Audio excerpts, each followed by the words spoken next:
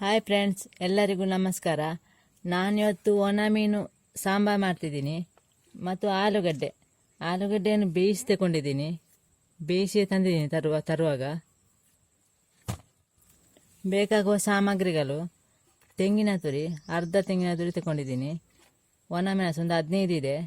ಜೀರಿಗೆ ಇದೆ ಸ್ವಲ್ಪ, ಕೊತ್ತಂಬರಿ ಬೀಜ ಸ್ವಲ್ಪ, ಹುಣಸೆ ಹುಳಿ, ಬೆಳ್ಳುಳ್ಳಿ ಸ್ವಲ್ಪ, ಶುಂಠಿ ಸ್ವಲ್ಪ ತಗೊಂಡಿದ್ದೀನಿ. ಒಂದು ಈರುಳ್ಳಿ ತಗೊಂಡಿದ್ದೀನಿ. ಅರಶಿನ ಸ್ವಲ್ಪ. ಈ ಎಲ್ಲ ಸಾಮಗ್ರಿಗಳನ್ನು ರುಬ್ಬುವ ಸಾಮಗ್ರಿಗಳಿದು, ರುಬ್ಬಿ ತರ್ತಿದ್ದೀನಿ ಇದನ್ನು. ಇದು ತೆಂಗಿನೆಣ್ಣೆ, ಇದು ಫ್ರೈ ಮಾಡಲಿಕ್ಕೆ. ಈರುಳ್ಳಿ 2 ಇದೆ ಇದರಲ್ಲಿ. ಟೊಮೆಟೊ 1 ಇದೆ. ಈ ಬಟಾಟೆನ ಸಿಪ್ಪೆ ತೆಗಿಬೇಕು ಫುಲ್ಲಿಗೆ. ಸಿಪ್ಪೆ ತೆಗೆದ ನಂತರ ಮತ್ತೆ ಬೇಯಿಸುವಾಗ ಹಾಕುದು ಇದನ್ನು.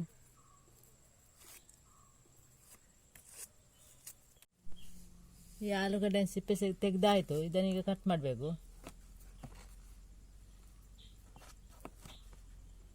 ದೊಡ್ಡ ದೊಡ್ಡ ಕಟ್ ಮಾಡಿದರೆ ಆಯಿತು.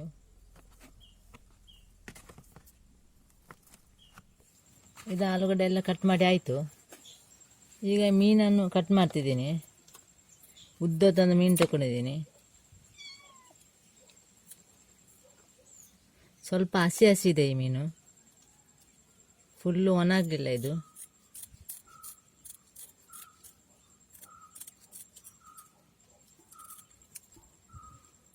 ಇದನ್ನು ನೀರಿಗೆ ಹಾಕ್ಬೇಕು. ಈಗ ಕಟ್ ಮಾಡಿ, ಇದರಲ್ಲಿ ಉಪ್ಪು ಇದೆ ಜಾಸ್ತಿ. ಸ್ವಲ್ಪ ಇಟ್ಟು ನೆನೆಯಲ್ಲಿ ಬಿಡಬೇಕು. ಇದನ್ನು ದೊಡ್ಡ ದೊಡ್ಡ ಕಟ್ ಮಾಡಬೇಕು.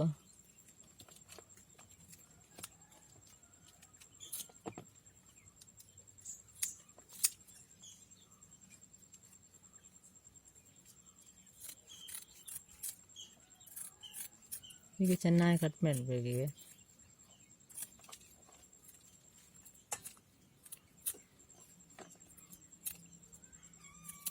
ಇದರಲ್ಲಿ ತುಂಬ ಉಪ್ಪು ಇದೆ.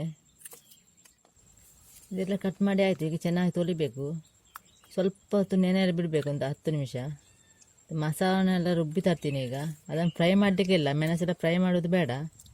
ಈಗನೇ ಹಸಿ ಹಾಕೋದು. ಪಾತ್ರೆ ಇಟ್ಟಿದ್ದೀನಿ ಬಿಸಿ ಆಗಲಿಕ್ಕೆ. ಬಿಸಿ ಆಯಿತು. ಸ್ವಲ್ಪ ತೆಂಗಿನೆಣ್ಣೆ ಹಾಕ್ತಿದ್ದೀನಿ.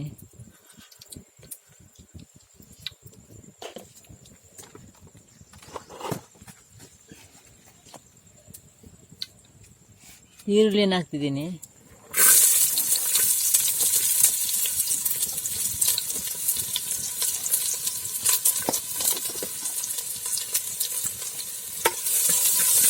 ಸ್ವಲ್ಪ ಫ್ರೈ ಆಗಬೇಕಿದೆ.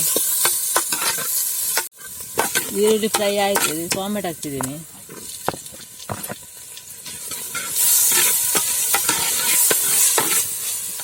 ಸ್ವಲ್ಪ ಫ್ರೈ ಆಗಬೇಕು. ಸ್ವಲ್ಪ ಉಪ್ಪು ಹಾಕ್ತಿದ್ದೀನಿ. ಹಾಗೆ ಇರಲಿಲ್ಲ, ಸ್ವಲ್ಪ ಜಾಸ್ತಿ ಆಗಬಾರ್ದು. ಮೀನಲ್ಲಿ ಉಪ್ಪಿದೆ, ಒಣ ಮೀನಲ್ಲಿ.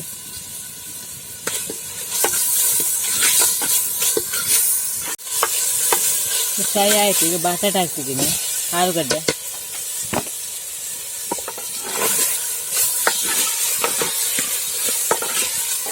ಸ್ವಲ್ಪ ಫ್ರೈ ಮಾಡಬೇಕು. ಇದು ಫ್ರೈ ಆಯಿತು. ಈಗ ರುಬ್ಬಿ ತಂದಿದ್ದೀನಿ ಇದನ್ನು ಹಾಕ್ತಿದ್ದೀನಿ.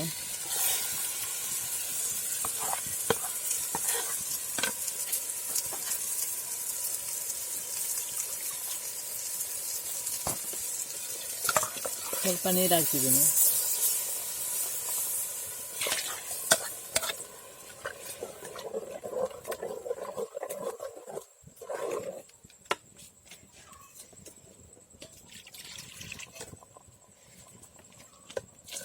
ಸ್ವಲ್ಪ ನೀರು ಹಾಕ್ತೀನಿ.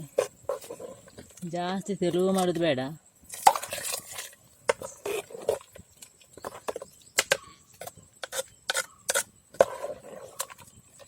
ಇಷ್ಟು ದಪ್ಪ ಇದ್ದು ಸಾಕು.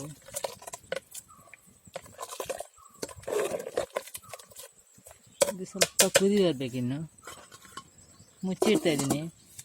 ಆಯ್ತು, ತೆಗಿತಾ ಇದ್ದೀನಿ. ಕುದಿ ಬರ್ತಾ ಇದೆ.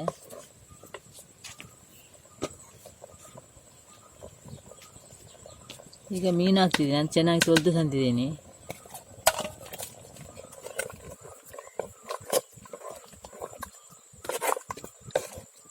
ಇದು ಚೆನ್ನಾಗಿ ಕುದಿ ಬರಬೇಕಿದು. ಮುಚ್ಚಿಡ್ತಾ ಇದ್ದೀನಿ, ತೆಗಿತಾ ಇದ್ದೀನಿ. ಚೆನ್ನಾಗಿ ಕುದಿ ಬಂದಿದೆ ಇದು.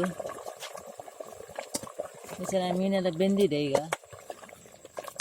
ಉಪ್ಪೆಲ್ಲ ಕಟ್ಟಿದೆ.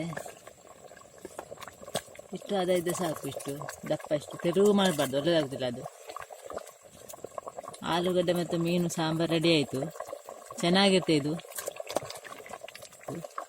ನೀವು ಸೊಮ್ಮೆ ಮನೆಯಲ್ಲಿ ಟ್ರೈ ಮಾಡಿ ನೋಡಿ, ಒಣ ಮೀನನ್ನು ಹೀಗೆ ಮಾಡಿ.